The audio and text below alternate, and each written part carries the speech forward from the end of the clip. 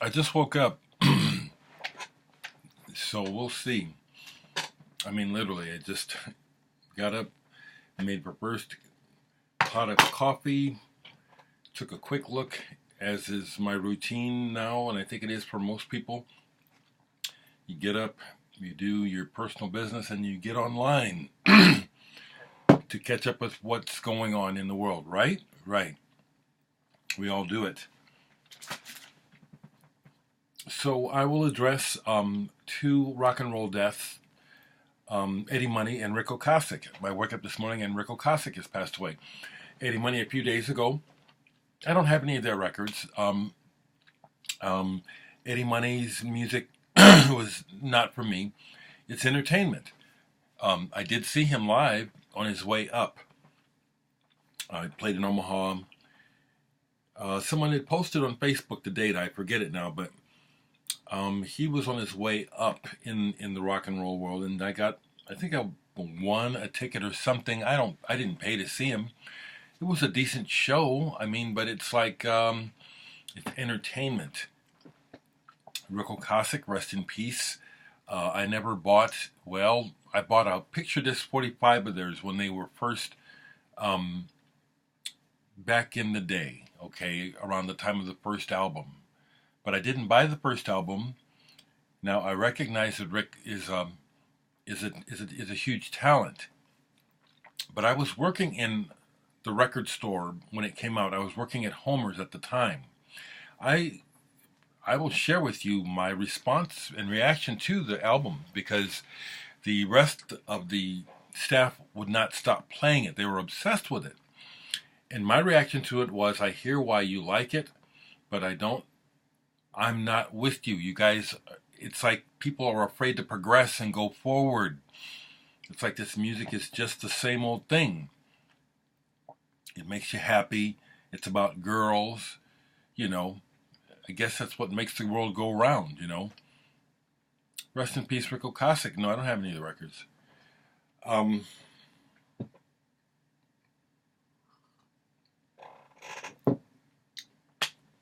Like I said, I just woke up, so I'm just ripping this, and if this goes out, it goes out just the way it is. This happens sometimes, you know. I do sometimes try to prepare my thoughts, you know, before making the videos. I do.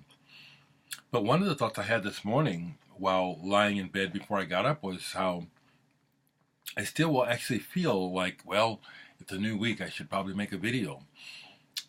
But again, I should just keep it the way I'm keeping it, which is do it when you want, because no one's paying me, and there's a value to this, and I dare say I give you more value. I give you value.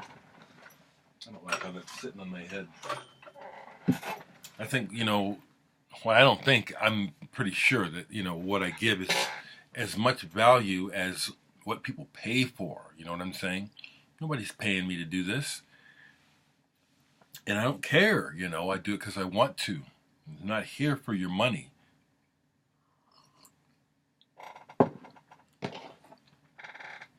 This weekend I played a show.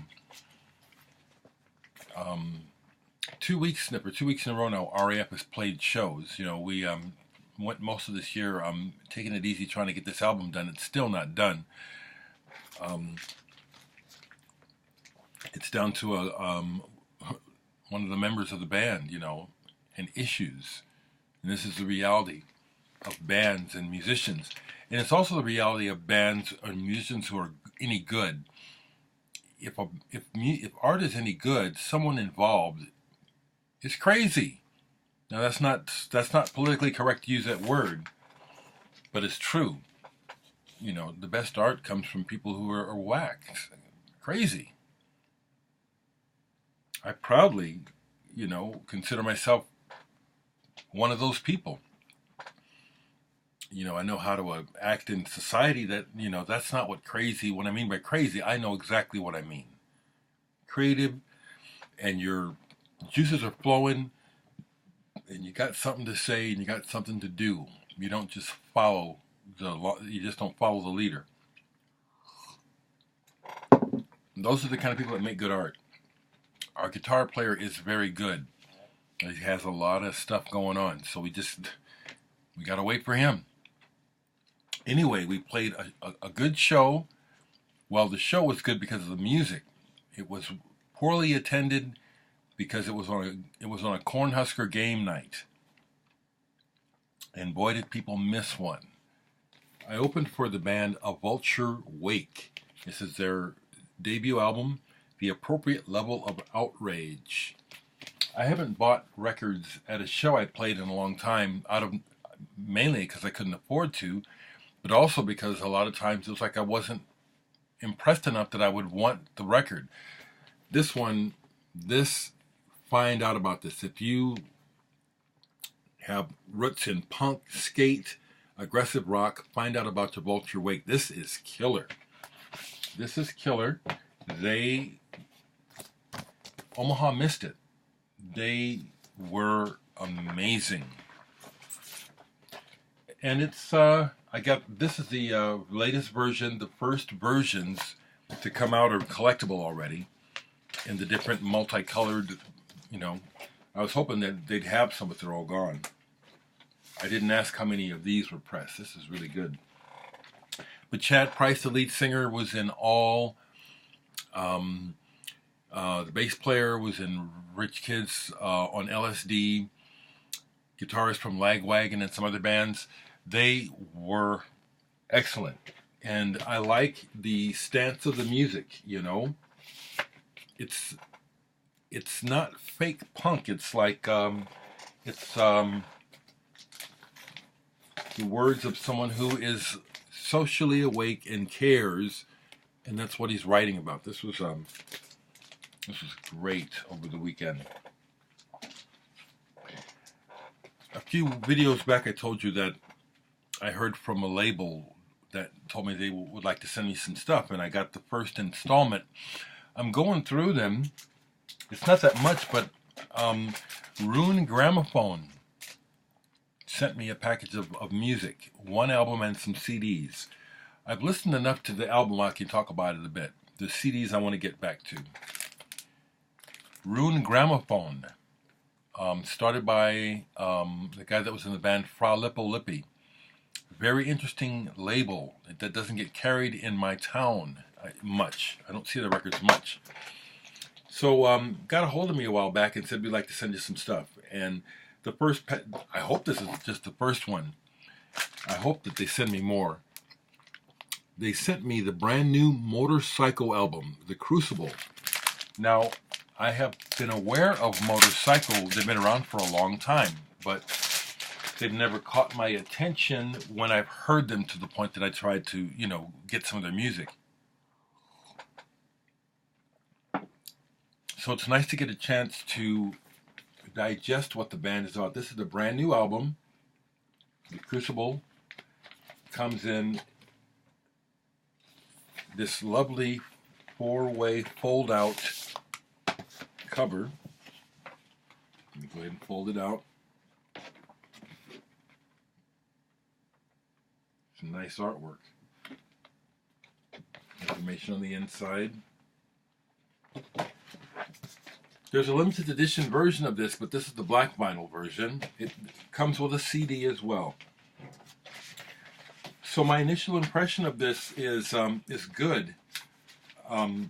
This is a heavy progressive rock band now. Apparently they've gone through many changes in style over the years.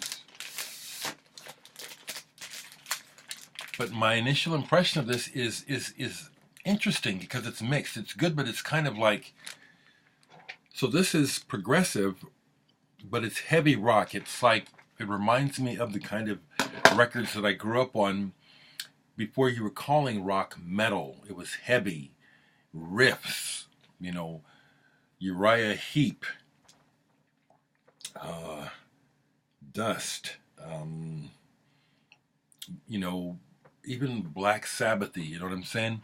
So there's that aspect here, but it's also got the mellotron, and then the songs keep moving. They're changing. The songs change a lot, which I do like. I looked at some of the lyrics, and no impression there yet. This is good, but this is interesting to me because it almost sounds like I hear all these references, and I'm thinking surely that's on purpose. Like the first song on the record, it starts off, it's heavy, it's like, again, it sounds like it could have been made in the 70s, and then they go into this part where here comes this cowbell, and the first thing when you hear cowbell, what I hear is that, I've been corrupted by, mainstream, popular entertainment. You hear the cowbell and you think about the Saturday Night Live skit. But what's funny to me is they must have been thinking about it too, because after the cowbell comes in, the next riff they go in sounds like Blue Oyster Cult to me. Very much so. These guys can play. I got to absorb this more, but I think I can recommend this, to people who are interested in prog rock, heavy rock. Side 2 is side long, and it's interesting because, again, it's like it's loaded with what I hear. I hear these references, and it's like, surely they're doing it on purpose.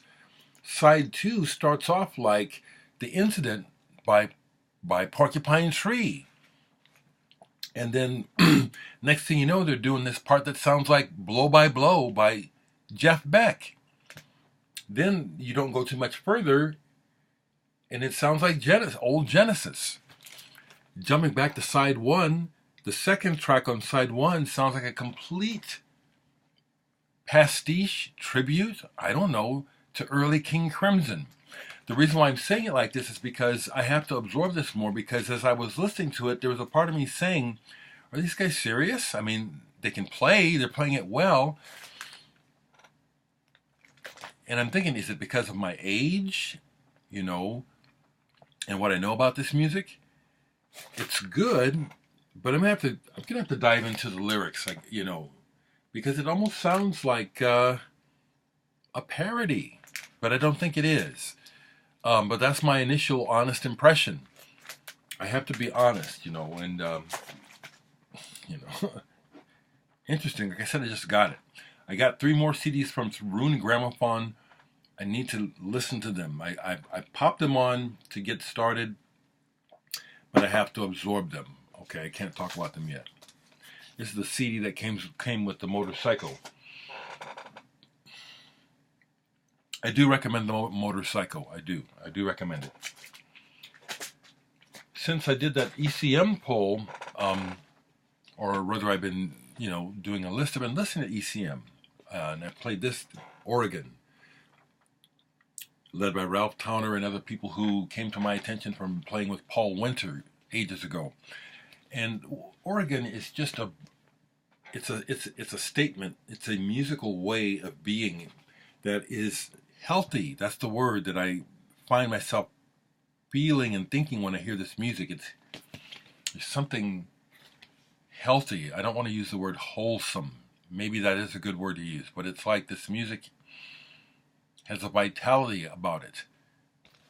It's more than entertainment. I don't mind entertainment, but I am drawn to music that hits me as more than entertainment.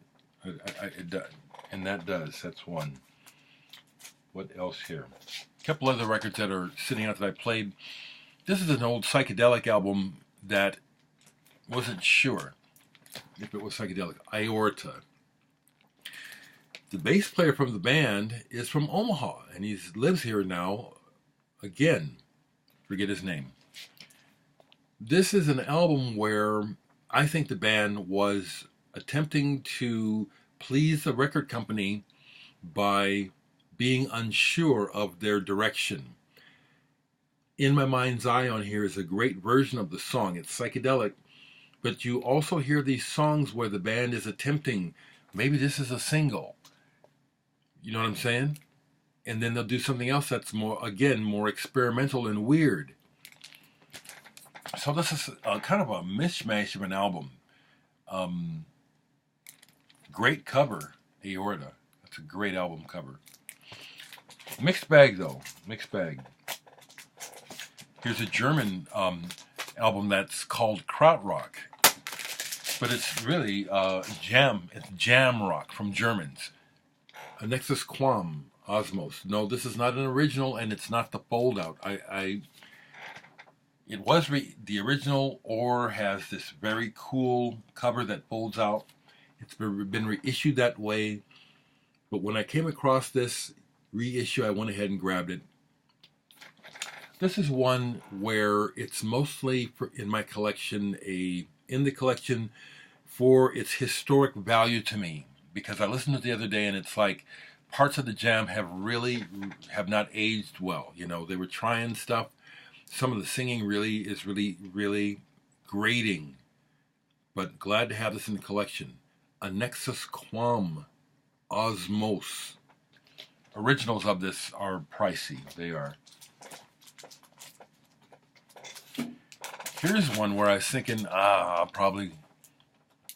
got this because it was on the Warp label, but I might want to sell this, and I'm glad that I played it. No, I really like this album. Jimmy Tenor is from Europe, but he's totally organism. He's a multi-instrumentalist who is enthralled with the sound of black music from the 60s and 70s. And he can do it, you know, he can do the funk moves. But he's more than that, and it comes through in this album. I can see why he ended up on Warp Records for a while. It's like it's got grooves and it's got funk, but there's this other stuff going on with the sound that's cool. Organism. This was a pleasant surprise where I'm thinking I might want to sell this. No, this is pretty darn good. And like I say, if he was just trying to recreate Motown, it would go. But he adds other elements that definitely keep my interest. Definitely keep my interest. I have other records sitting down here to play. Here's one that I played, and I've shown Egg, the Polite Force, Canterbury. That word comes up when I bring up this music. I love this music. It's just the best. I showed those burned CDs and then I showed the. Let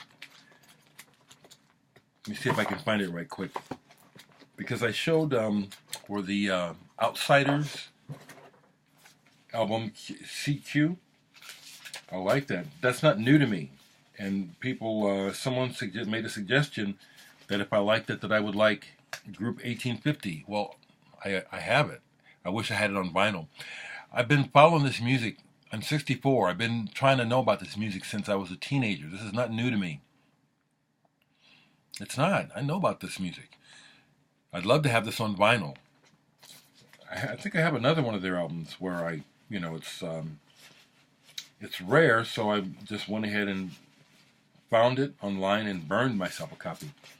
I'll do that. But yeah, I do take pride, honestly, in having an interest and a bit of, knowledge about this music.